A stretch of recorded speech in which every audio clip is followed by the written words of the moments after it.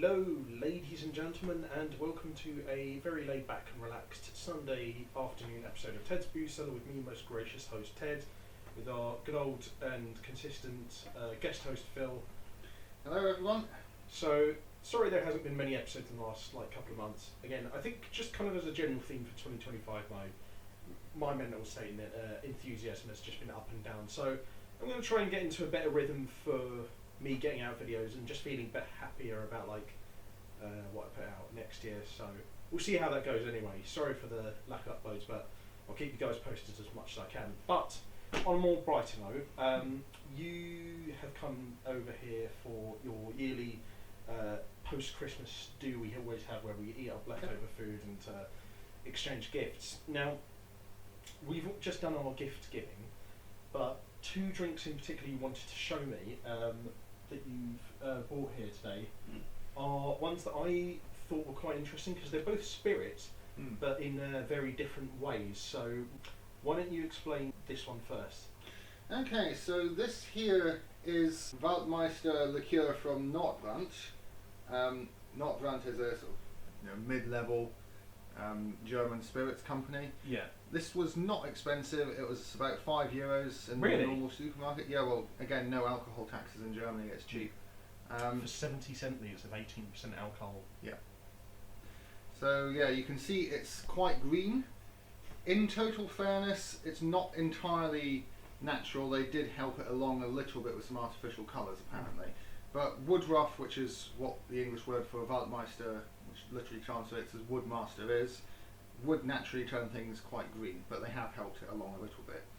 So this is made partly with vodka, but the difference that is normally the case with these North German vodka-like things is instead of using wheat the way most Russian vodka would be made, it's normally made with rye. So that's how you get this sort of slightly different flavour in the German brandy kind of things. This is, it's 18% by volume, and it's just quite a nice soft taste. I imagined it might be a bit sort of burny in the throat when I had it first, but yeah, because we had a beer version of this when I visited your place in Berlin, didn't we? And you did a review of the beer version on here, and you've got one of the classic Ted's Booze Cellar moments where you poured out the bottle because it's not obvious from the bottle that it's going to be bright green. Oh yeah, I remember that. Yeah. Yeah, and had a great one of you mugging at the camera for that one. Yeah, no. In this case, it's sort of obvious that it's bright green. Yeah, I had no, because it was a dark bottle as well. I had no idea it'd be that bright green. But no, at least with this, you can see it from the off. Yeah, the Germans just really love Woodruff. You get Woodruff jellies, Woodruff sweets, Woodruff icing. So yeah, I suppose we should give it a start. Yeah. Obviously, we'll pour it into the shot glasses first, and then we'll have ourselves a snifter of it, and then a quick palate cleanser of water. But having tried the beer version already before in the past, I have a feeling of what this could be like. Although then again, it has been a while since I've had the beer version, and obviously considering this is a vodka-based spirit, it could be completely different in terms of how the texture and the mouthfeel complements the flavour. So, I've got to reserve judgment. So, have ourselves a quick snifter. So. Ooh.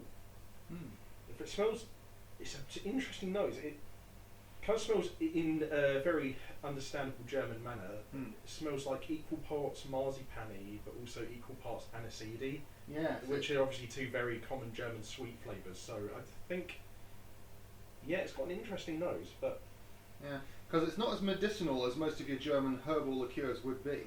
Yeah. This isn't really a herbal liqueur. It's a sort of vodka made with a slightly different grain that's had Woodruff flavouring added to it. It's not Woodruff fermented in the process. It's not as herbally and florally as some other German liqueurs that I've had before. So it's definitely more sort of like sweeter, kind of rootier kind of like smell to it. But, it was almost American root beer-esque. Yeah, it does remind me a little bit of that, although I really don't like root beer. So I'm kind of on the fence. I had some alcoholic root beer once when I went over to America. That was quite good. I guess it's understandable you're more positive towards it because I think also you do quite like dandelion and burdock, which while it's not entirely similar in flavour profile to root beer, it's got some similarities that I guess kind of make it along those lines. And to be fair, dandelion, burdock and Woodruff are sort of fairly similar flavours. They're similar concept, I suppose. Yeah, they are actually. That is true. Yeah, Woodruff is an interesting flavour profile that you don't see a lot outside of Germany, or at least Central really Europe. don't, So, yeah. no, I think it's got a nice nose, but it's quite vanilla-y, quite rooty, a little bit sort of aniseedy, marzipan-y. I'm going to go for. There's just something about it that could be a bit more fuller-bodied, but it does smell nice. So I'll go for a 7 out of 10. I'm going to go for a 6 out of 10. That's about right. Yeah.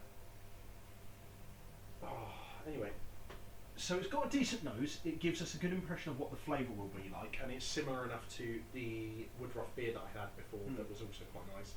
So let's have ourselves a quick palate cleanser of water before we see what this sucker really tastes like. And remember, to everyone at home, drink responsibly.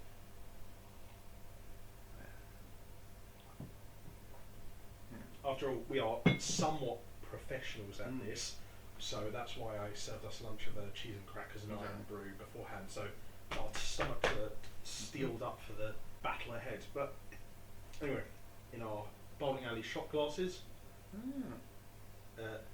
which are gaudy skull shapes. Cheers. Cheers. Bottoms up. Thumbs up.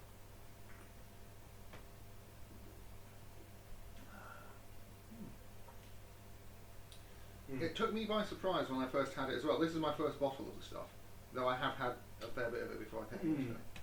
Yeah, no, interesting flavour profile. You get like a bit of the burny aspects that you would usually associate with vodka towards the end in the aftertaste, which kind of gives it sort of like warming the cockles of the heart kind of feel at the end.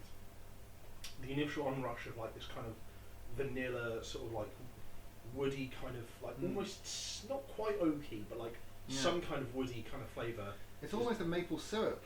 Yeah, it's very syrupy. Yeah, that's what I'm thinking of, like tree sap syrup or something like that. Because you could drizzle this over ice cream and it would be perfectly fine. And in fact, Germans often do drizzle their sort of herbal liqueurs over ice cream. What would be great actually is if you combined this in a syrup with like, you know, sugar and like butter and cream and like maybe a little bit of like sea salt to make like a salted caramel out of this.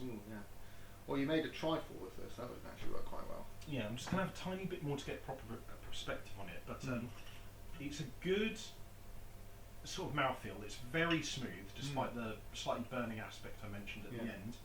It'll be a really good party drink because it's got the really bright colour, so you could do party games with it. Yeah, it actually, also that's a look good good at point. a Halloween party or Easter party, whatever it is. Even more valid for that, considering, like you said, how cheap it is as well. So that's actually a really good use for it, I can imagine.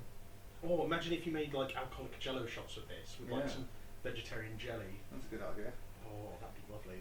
Okay. I'm going to shot this down this time. Okay. When I sipped it down, it kind of had a slow burn kind of like flavour to it, where like the vanilla kind of seeped in throughout, but like it had this Woodruff kind of like flavour, kind of like smoothly filtered in throughout there, and then you had like the kind of burning vanilla aspect at the end.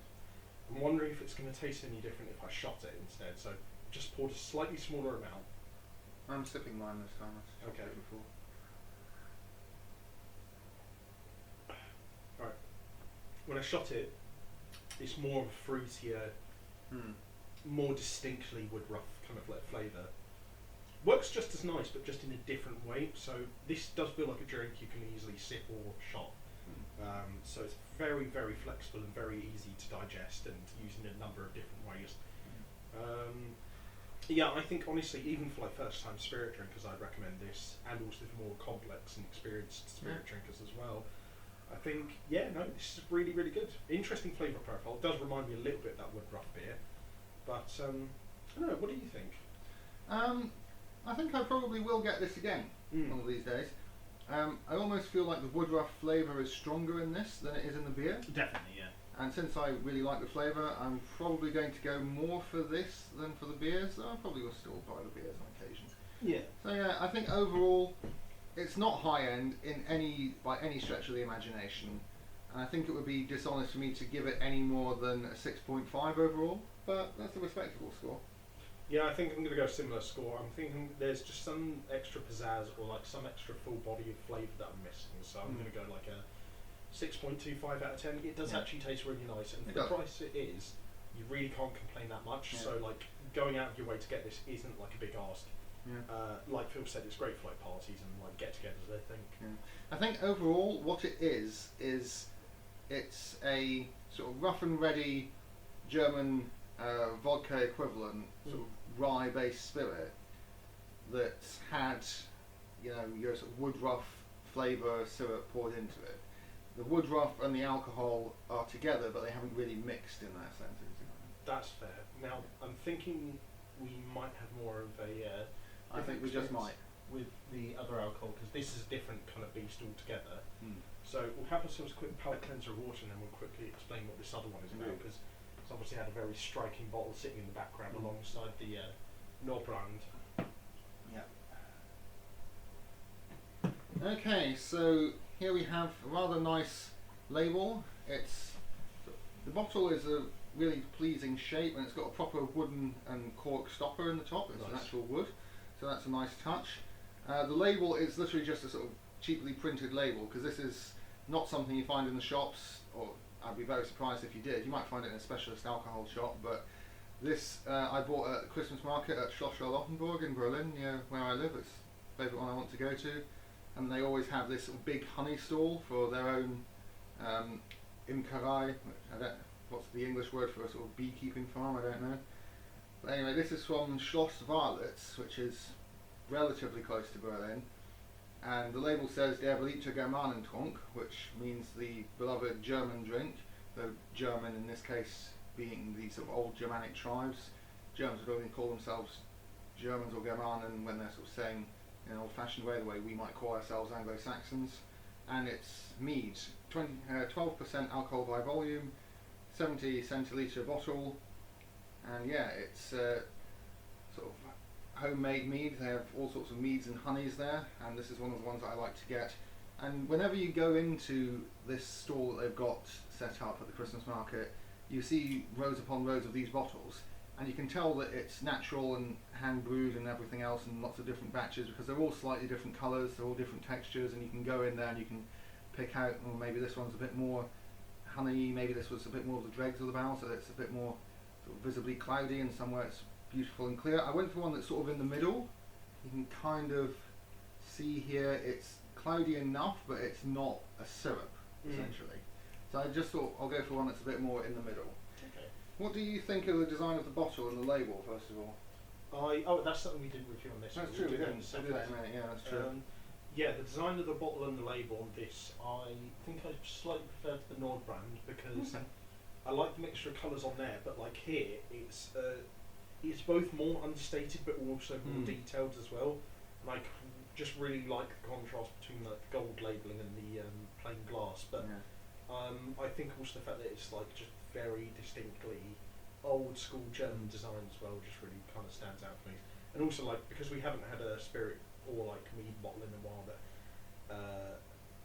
that hasn't had a like a plastic topper, so that's kind of been something on my mind. But the fact that, like you said, it's a proper wooden cork topper is really good. So I actually am going to give this a 10 out of 10. Okay, yeah, I'm going to go 9 out of 10 maybe. And I think just because it's a little bit more mainstream, and because, I mean, it's admittedly it's a metal cap, so it's not too bad, but I think for this, I'll probably go, it looks nice, but I'll probably go like an 8 out of 10. The design on this is really interesting as well, but like, I think I just prefer that one just because it's a bit more classical. What do you think? I think I prefer this one too, just because, you know, there's an authenticity to it. I think with this one here, it looks a lot better when it's in the shop and the bottle's full to the top, because then you can't necessarily tell that it's a clear glass bottle. It looks like it might be green because just the whole thing's full of green liquid, and that helps. And I appreciate the fact that they've gone with the whole green theme, and for actually the different shades of green don't clash. No, they do contrast quite nicely. The one criticism I would have of it is that the picture at the bottom is a little bit twee, if we're going to be honest. Yeah, it's a little bit schmaltzy and weird, so it's like it's just sort of too slightly boozy, probably like inappropriate. Sort of dwarf forest spirit men. Yeah, the ones from Snow White that got kicked out. But yeah, I think probably like I'd say an 8 out of 10, and then for that, 10 out of 10 for sure. Okay, here we go. Right.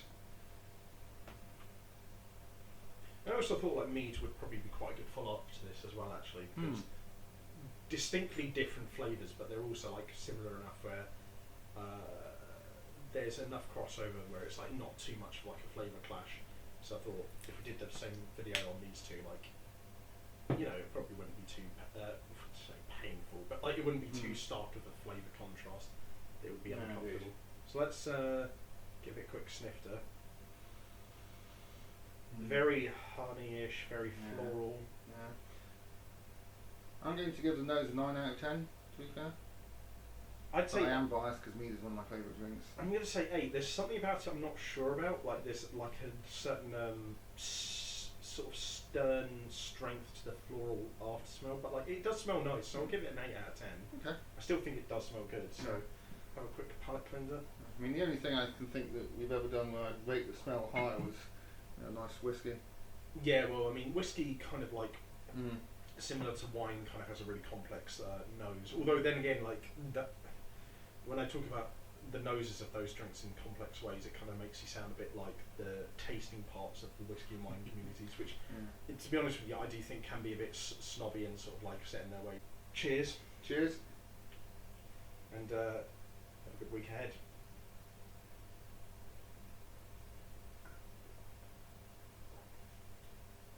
Oh, that's good.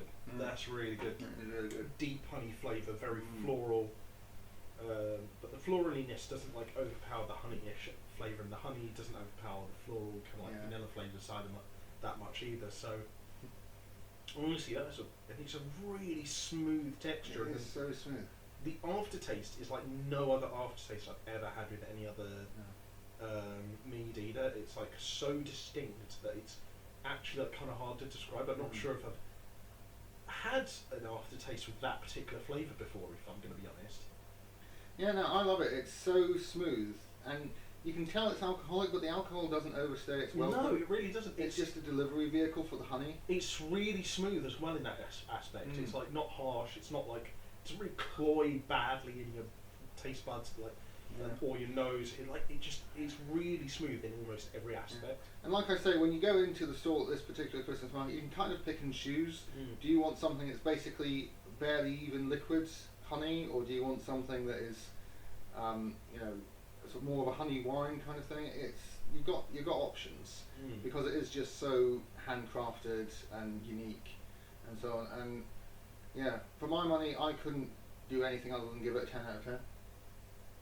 I think is it alright if I just have a little bit? Yeah, go for it. Yeah. Yeah, it is such a distinct and unique flavour for a mead. I mean, as we can see, Phil's already given it a 10 out of 10 because obviously his Yeah. bias towards mead is very well noted, and Yeah. to be fair, it's not outside the reason because this is a pretty good mead. I'm trying to think, because me and you have actually reviewed a few meads on here before We together. have, yeah. I think your first ever appearance on here It was. actually on a mead. No, actually no, it was on reviewing Day Old Quiche. Oh yeah. Don't know why I uploaded that, but That was daft. yeah, That was so stupid. We were so young back then, to be fair. yeah. We haven't matured much, it must be said. But No, we really haven't. I don't know that I would eat day old. Well, it was more than day old. I don't know that I would eat expired quiche. I'm anymore. sorry that I gave that to you. There was probably not. I haven't always been the best of friends, so like I do apologise for that. That's fine. That's fine. Oh. But no, the first alcohol was a mead, and it was one that was in this sort of nice clay bottle. It was a with the Polish one, stopper. wasn't it? I think it yeah, I think was. it was just Polish. Yeah. Mm. And then obviously we reviewed we reviewed together my homemade mead that didn't go well, and then I gave you some of my homemade mead that did. So you've reviewed 3 meads at least related to me here. In fact, I think we may have done one other honey wine like thing that I brought in at some point. So that's 4, and this is now 5 meads At least related to what I've brought you. this might be the best one that you bought on the show so far. Oh This- yeah, I think this I might. is the best. 100%. I might actually have to give that a 10 out of 10 as well. I'm actually struggling to give any significant criticism, which is always Yeah. which is tricky when you want to say something about a drink. Mm. But like, I really struggle to like find Yeah. anything negative to say about the Yeah. flavour, the mouthfeel, or the sort of like how you experience the other senses of the Mm. drink when you drink it in. It's like, it's such a smooth, Yeah. comfortable, and relaxing drinking experience as well. Because a lot of meads, one of the criticisms is that they don't look very nice a lot of the time. Yeah, they This can one be a bit looks nice too. muddly and cloudy, but like this is Yeah. just kind of in that sweet spot, like you said, Mm. where it's like semi-cloudy, but it's still clear enough where you can see all the like through it, and like it Yeah. just kind of gives me the impression that it's like a real sort of like nice proper locally Yeah. made drink, but it's like it's also still like had some care put into it to like make sure it's clean and sort of like free of any like really bad impurities. So Yeah. no, honestly, yeah, I struggle to give this anything other than a 10 out of 10. Similar to Phil. I'm trying to remember what the last drink was that I gave that 10 out of 10 to. It might have been like a. Was that the nice whiskey that we got when we did it with Imogen and Alan? That's the last time I can think I gave something a 10 out of 10. I think there's been one other time since then that I've given a 10 out of 10 to. So this is the first one at least in like several months. But no, honestly, this was really, really good. Yeah. I think like a 6.25 out of 10 for the Nord. Sorry, I keep getting the name wrong. The Nord brand. Not bad, yeah. And then 10 out of 10 for the mead. I think it's.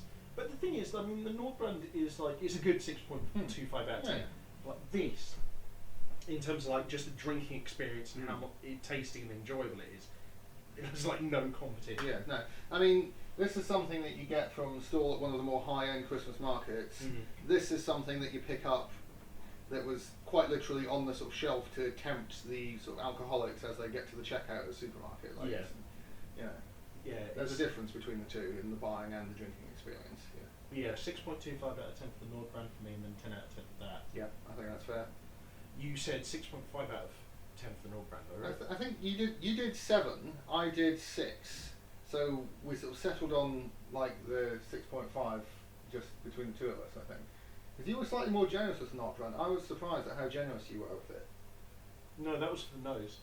Oh, was that just for the nose? I think it was, yes. Alright, so yeah, in that case, yeah, we'll go with 6.25 overall for the Nord brand. I think. And have to go with 10 out of 10 for the mead, yeah. Yeah, I think that sounds fair. Well, I think we'll leave it there. We've got one other drink that we're going to review, but we're going to do that in a separate episode.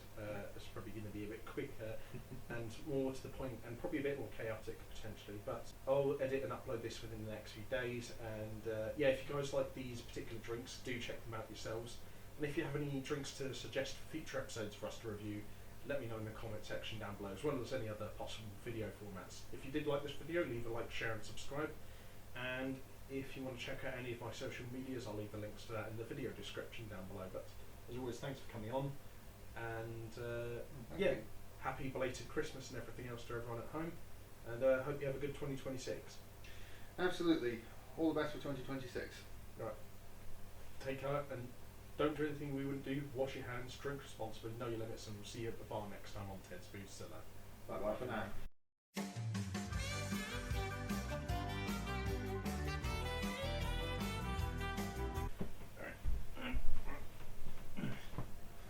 Yeah, the bottle's falling down.